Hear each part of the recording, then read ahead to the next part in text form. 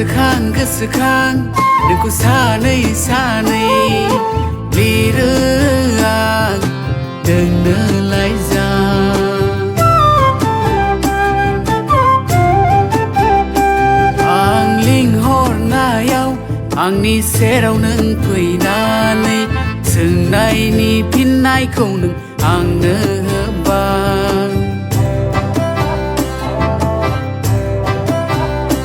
हाबाब बैसागु बोथोराव नोंनि देलायनायजों मिथिंगाया बेरखांसिनबाय। हाबाब आगोमा बैसागु बोथोराव नोंनि गाननाय जोमनायजों समायसिनबाय। बैसागु बोथोरनि बारदै सिखोला नों आंनि, बैसागु बोथोरनि बारदै सिखोला नों आंनि, बैसागु बोथोरनि बारदै सिखोला नों आंनि, बैसागु बोथोरनि बारदै सिखोला नों आंनि।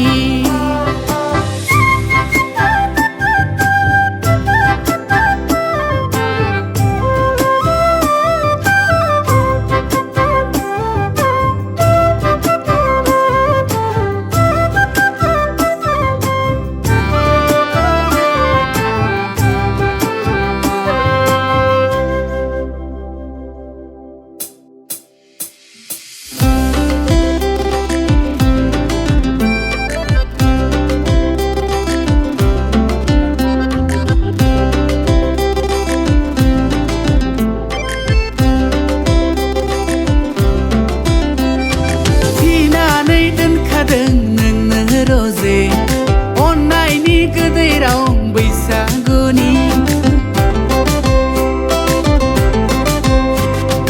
थामथिं जानानै दं आंलाय रोजे गोजा सिन्दुर फुननो नोंनि खाफालाव।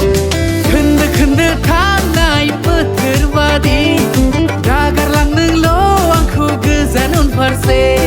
खोन्दो खोन्दो थांनाय बोथोर बादि नागारलांनोल' आंखौ गोजान उनफारसे।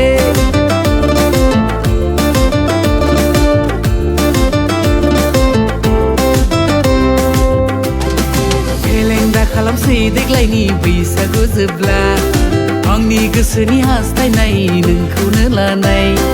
फेलें दा खालामसै देग्लायनि बैसागु जोबब्ला आंनि गोसोनि हास्थायनाय नोंखौनो लानाय।